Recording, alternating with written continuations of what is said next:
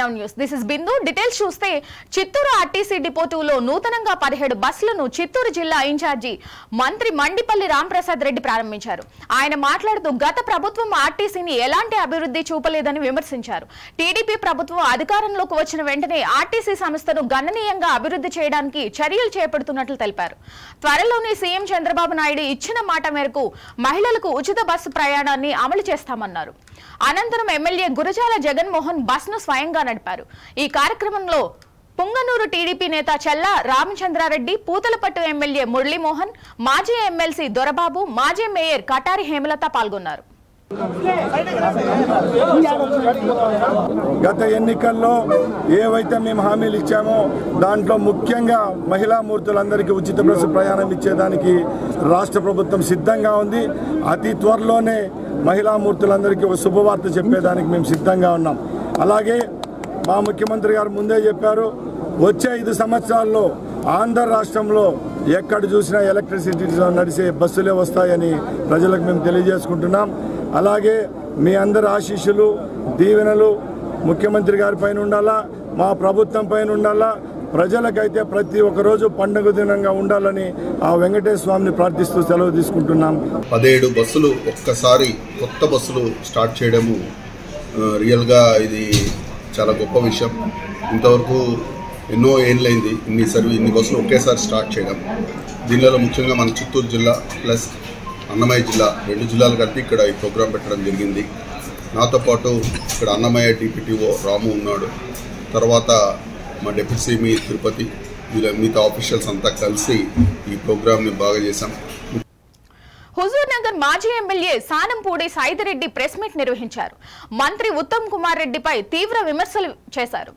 మంత్రి ఉత్తమ్ కుమార్ రెడ్డి పేరుతో యథేచ్ఛగా అక్రమాలకు జరుగుతున్నాయని మంత్రి ఉత్తమ్ కుమార్ రెడ్డి స్పందించాలని డిమాండ్ చేశారు. ఈ సందర్భంగా ఎస్సీ వర్గీకరణపై హర్షం వ్యక్తం చేశారు. వర్గీకరణ కోసం అలుపెరిగిన పోరాటం చేసిన మంద కృష్ణ, మాదిగ నాయకులకు శుభాకాంక్షలు తెలిపారు. వర్గీకరణ అంశం ప్రధాని మోడీ సహకారంతోనే సాధ్యమైందన్నారు. తెలంగాణ అని 8 సీట్లు ఇచ్చినందుకు ధన్యవాదాలు తెలియజేసిండ్రు. దాంతోపాటు నల్లగొండ పార్లమెంటుకు కూడా ఎప్పుడు రాని విధంగా బీజేపీకి 2nd ప్లేస్లో ఉంచి హైయెస్ట్ ఓట్లు సాధించినందుకు ఇచ్చినందుకు నల్లగొండ ప్రజలకు కూడా ధన్యవాదాలు తెలియజేస్తా ఉన్నా. ఇక మీకు తెలుసు, నిన్న అసెంబ్లీ చూసినాం. ఈ గత 8-9 నెలలుగా కాంగ్రెస్ పాలన చూస్తా ఉన్నాం. మొన్ననే ఈ రైతు రుణమాఫీ విషయంలో కూడా మనం రుణమాఫీ చేయాలంటే దాదాపు 35,000-40,000 కోట్లు కావాలన్నారు. కానీ ఈరోజు మొన్న ₹1,00,000 లోపు ఒక 6,000 అని, ₹1,50,000 లోపు ఒక 7,000 అని చేతులు దులుపుకునే సమస్య మొదలైంది. దానికి తగ్గట్టే ఈరోజు ఒక్కటే కోరుతా ఉన్న మా అధ్యక్షుడు కిషన్ రెడ్డి గారు మొన్ననే ఒక హెల్ప్ లైన్ ప్రారంభించారు. రైతుల కోసం కిసాన్ మోర్చా తరఫున ఒక హెల్ప్ లైన్ ప్రారంభించారు. అదేంటంటే ఈరోజు ఎవరెవరైతే రుణమాఫీ అర్హులయ్యిండి కూడా రాలేదు, ఆ రోజేమో ఎంతసేపటికి మీరు రకాల అబద్దాలు చెప్పి అధికారంలోకి వచ్చింది. కానీ ఇవన్నీ కూడా కల్లిబుల్లే కబుర్లే. ఈ 9 నెలలుగా కలెక్షన్లు, ప్రతి డిపార్ట్మెంట్లో కలెక్షన్లు, మంత్రులకి అడ్డగోలు కలెక్షన్లు, మంత్రులు ఈరోజు పెండింగ్ బిల్లులు రావాలంటే కాంట్రాక్టర్లకి 9% కమిషన్లు, సివిల్ సప్లైలో అవకతవకలు తప్ప ఈ గవర్నమెంట్ చేసే పని ఏది లేదు. ఇప్పుడు చాలా రోజుల తర్వాత, ఒక 8 నెలల తర్వాత ప్రెస్ మీట్ పెడతాము. ఇది ముఖ్యంగా ఎందుకంటే మొన్న జరిగిన సుప్రీంకోర్టు తీర్పు, ఎస్సీ వర్గీకరణ, దానికి మోడీ గారు చేసిన సహాయం, మోడీ గారు ఒక మాట చెప్పిండు అంటే చేస్తాడు అన్నదానికి ఈరోజు ఎస్సీ వర్గీకరణ ఒక ఉదాహరణ. దాంతోపాటు ఈ ఎస్సీ వర్గీకరణ కోసం తన జీవితాన్ని అంకితం చేసిన మందకృష్ణ మాదిగ గారికి కూడా నేను ధన్యవాదాలు తెలియజేస్తా ఉన్నా. ఎందుకంటే ఒక నాయకుడు కమిట్మెంట్తో పనిచేస్తే ఏదైనా చేయొచ్చు, ఏదైనా జరుగుతుందంటే ఉదాహరణ ఈరోజు ఎస్సీ వర్గీకరణ. చిత్తూరు మండలం నూతన తహసీల్దార్ గా కళావతి బాధ్యతలు స్వీకరించారు. తహసీల్దార్ కార్యాలయంలోని అధికారులు సిబ్బంది పుష్పగుచ్చం అందించి శాల్వా కప్పి ఘనంగా సన్మానించారు. ఈ సందర్భంగా ఆమె మాట్లాడుతూ గతంలో పెనుమూరు మండలంలో తహసీల్దార్ గా పనిచేసి ప్రభుత్వ ఉత్తర్వుల మేరకు నూతన తహసీల్దార్గా చిత్తూరులో బాధ్యతలు స్వీకరించినట్లు వెల్లడించారు. ప్రజల సమస్యల పరిష్కారానికి తొలి ప్రాధాన్యత ఇస్తున్నట్లు వెల్లడించారు. ఎవరికైనా ఏదైనా రెవెన్యూ పరమైన సమస్యలు ఉంటే కార్యాలయానికి వచ్చి ఫిర్యాదు చేస్తే తక్షణం వాటిని పరిష్కరించేందుకు కృషి చేస్తామన్నారు.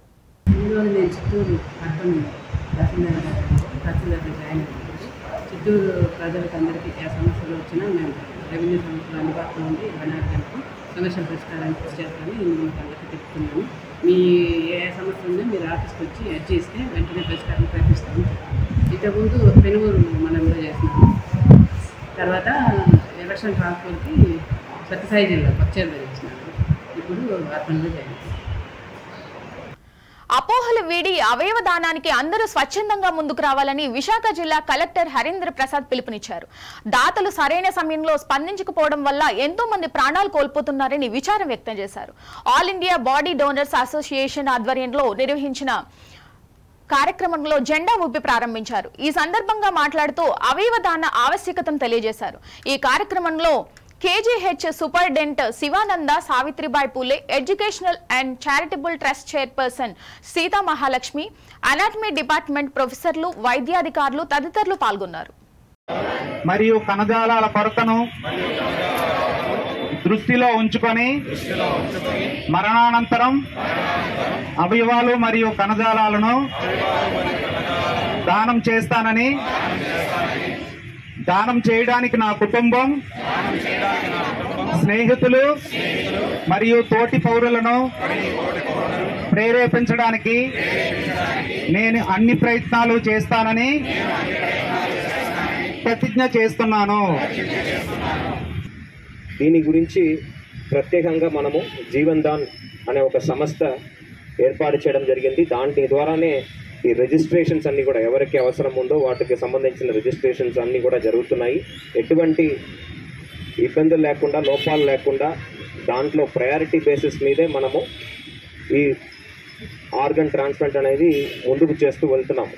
టెర్మినల్లీ ఇల్ పేషెంట్స్ ఉన్నారు, ఆర్ యాక్సిడెంట్స్లో జనరల్గా బ్రెయిన్ డెడ్ పేషెంట్స్ ఉన్నారు, ఎవరి దగ్గర సూటబుల్ డోనర్స్ మీ దగ్గర వస్తున్నారో, ఎవరు అయితే సూటబుల్ డోనర్స్ వస్తున్నారో వాళ్ళకి కౌన్సిలింగ్ తప్పనిసరిగా వాళ్ళ యొక్క పేరెంట్స్ కావచ్చు, రిలేటివ్స్ కావచ్చు, వాళ్ళకి చక్కటి కౌన్సిలింగ్ ఇచ్చేసి వాళ్ళకు ఏ విధంగా వాళ్ళు ఈ సమాజానికి ఉపయోగపడతారు, వాళ్ళు చనిపోతే కూడా ఎంతమందిని బతికించగలరు, వేరే రూపంలో వేరే మనిషి ద్వారా వాళ్ళు ఈ ప్రపంచంలో జీవించగలరు అనేది వివరించగలిగితే ఇంకా ఈ కార్యక్రమం చక్కగా జరుగుతుందనేది నా ఒక ఉద్దేశం.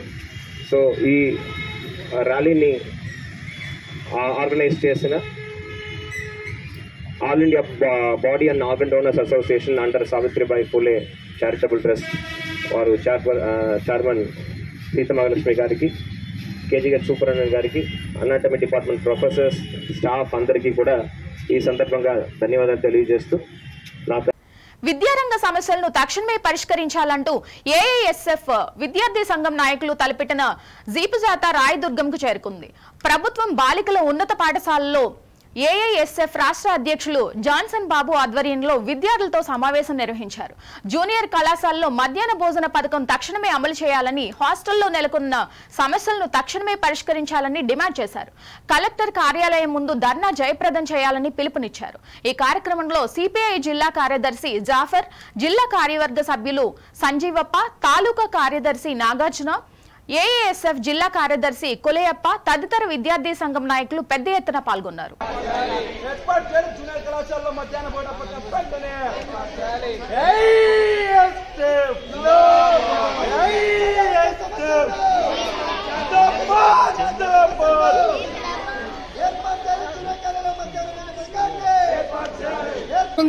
ఎనిమిది ఏళ్లగా విద్యార్థులకు ట్రంకు పెట్లు, దుప్పట్లు, గ్లాసులు, ప్లేట్లు, కనీసం దోమతరలు కూడా ఇచ్చే పరిస్థితి లేకుండా పోయింది. 8 ఏళ్లుగా విద్యార్థులు ఇబ్బంది పడతా ఉన్నారు.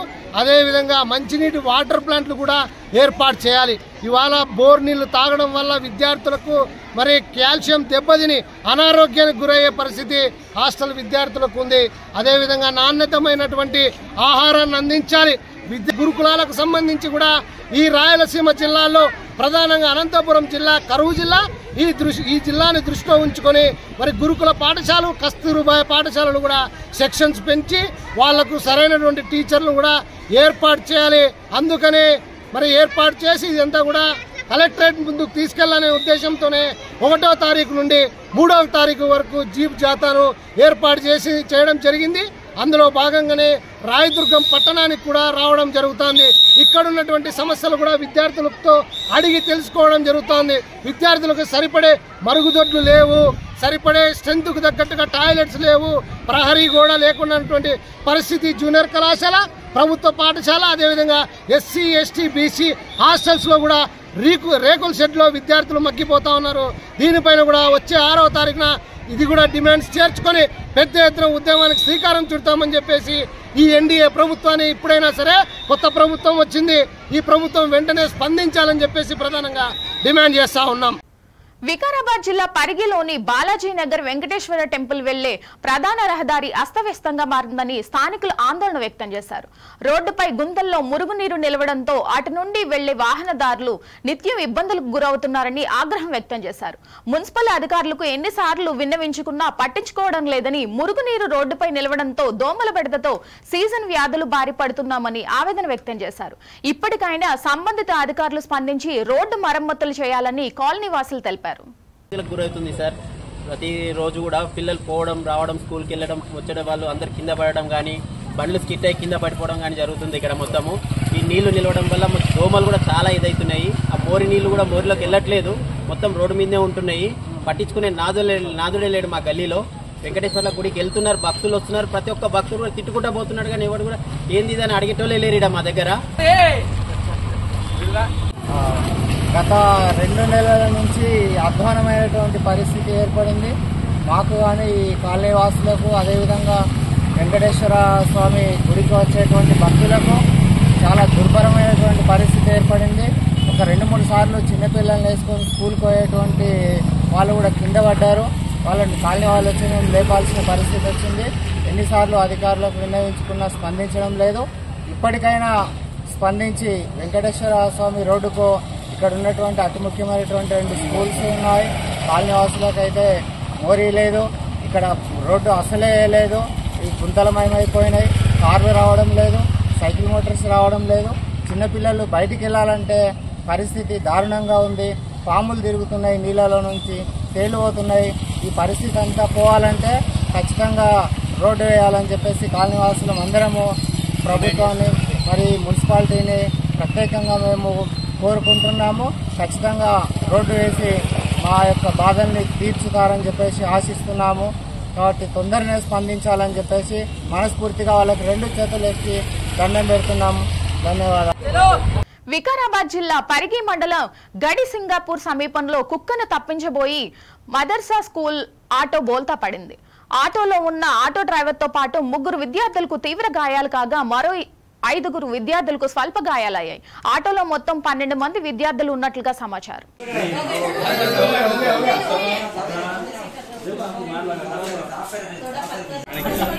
చెప్తున్నాను ఆపర్ బండి అది పద్ధతి కాదని చెప్పిన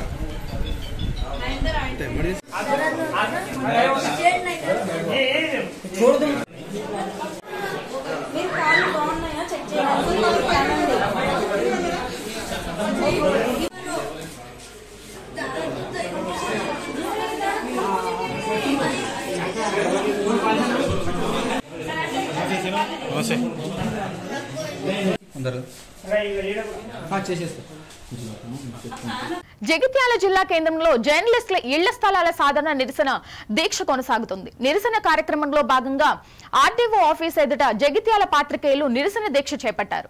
పాత్రికేయులకు న్యాయం జరిగేంత వరకు ఈ నిరసన కార్యక్రమం కొనసాగుతుందని జర్నలిస్టులు తెలిపారు. 3 దశాబ్దాలుగా మాట ఇచ్చి ఎమ్మెల్యేగా గెలిచిన ఏ రాజకీయ నాయకుడు జర్నలిస్టుల సమస్యలను పరిష్కరించడానికి ఎవరు ముందుకు రావడం లేదని వాపోయారు. అత్యంత విభిన్నమైన పరిస్థితుల్లో కూడా వార్తని ప్రపంచంగా వాళ్ళు వార్తని ప్రపంచంగా భావిస్తూ రిపోర్టింగ్ చేయడం జరుగుతుంది. ఇట్లాంటి పరిస్థితులు ఎక్కడో కాదు, మన జగిత్యాల్లోనే గతంలో రిపోర్టింగ్ చేస్తూ ప్రాణాలు కోల్పోయినటువంటి సందర్భాలు మనం చూసినాం.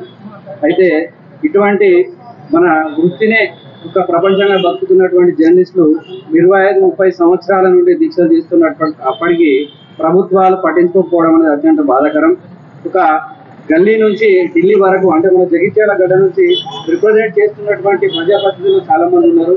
అయ్యా, ఇది ఈ రోజు జగిత్యాల గడ్డ మీద జర్నలిస్టులు అందరూ ఇలా వచ్చి దీక్షలు చేయడం అంటే ఇది మీకే అత్యంత అవమానకరంగా మేము భావిస్తున్నాం. అందరూ కలిసి ఒక నిర్ణయం తీసుకోవడం జరిగింది. ఏం లేదు, పోరాటం చేస్తేనే ఇళ్ల స్థలాలు వస్తాయని పట్టుదలతోని ఈ పోరాటం కొనుక్కోవడం జరిగింది. గత కొద్ది రోజులుగా వివిధ రకాల నిరసనలు తెలిసి వినతిపత్రాలు ఇచ్చి చివరికి దీక్షల కూర్చునే పరిస్థితి వచ్చింది. ప్రభుత్వం దిగి వచ్చి జర్నలిస్టులకు ఇళ్ల స్థలాల ప్రకటన చేస్తామనే వరకు ఈ పోరాటం కొనసాగించామని ఆశిస్తూ ధన్యవాదాలు. సోదరులందరూ కూడా ఒక ఆకలి మీద ఉన్నారు, ఎప్పుడు మనకు ఇల్లు ఇస్తాయనేటువంటిది. మరి ఎంతో మందికి ఎన్నో హామీలు నెరవేర్చినటువంటి ప్రభుత్వాలు మా దగ్గరకు వచ్చే వరకల్నే ఇంత బలహీనంగా ఎందుకైపోతున్నాయి అంటే మాలో సత్తా తగ్గిందనా లేకుంటే మీ సత్తా పెరిగిందనా, ఇవన్నీ కూడా చూపించుకోవడానికి మేము కూడా రోడ్డు ఎక్కడం జరిగింది. ఈ రోడ్డు ఎక్కిన తర్వాత ఏం జరుగుతుంది అనేది దీనికి అంతం లేదుగా, ఇది ఇప్పుడు ఆరంభం మాత్రమే. దయచేసి ప్రభుత్వాలు కానీ ప్రజాప్రతినిధులు అందరూ కూడా దీనికి సహకరించాలని చెప్పి మళ్ళొకసారి ఇప్పటి వరకు వినతులే జరిగినాయి. ఇప్పుడు ఇక జరగలేని ఉద్యమానికి శ్రీకారం ఇవాళ మొదలైంది. ఈ దీక్షల దక్షత ఎట్లా ఉంటుంది అనేది కూడా చూపించాల్సినటువంటి అవసరం మాకు ఏర్పడవద్దు అని నేను కోరుకుంటున్నాను. కానీ ఆ పరిస్థితులు మీరు కల్పిస్తే మేము చేసేది ఏం లేదు, ఖచ్చితంగా దీన్ని కొనసాగించి తీరుతాం. జనగామ జిల్లా దేవరపల మండలంలో పలు అభివృద్ధి పనులకు పాలకుర్తి ఎమ్మెల్యే యశస్విని రెడ్డి శంకుస్థాపన చేశారు. అనంతరం మండలంలోని లబ్ధిదారులకు సీఎంఆర్ఎఫ్ రిలీఫ్ ఫండ్ చెక్లను పంపిణీ చేశారు.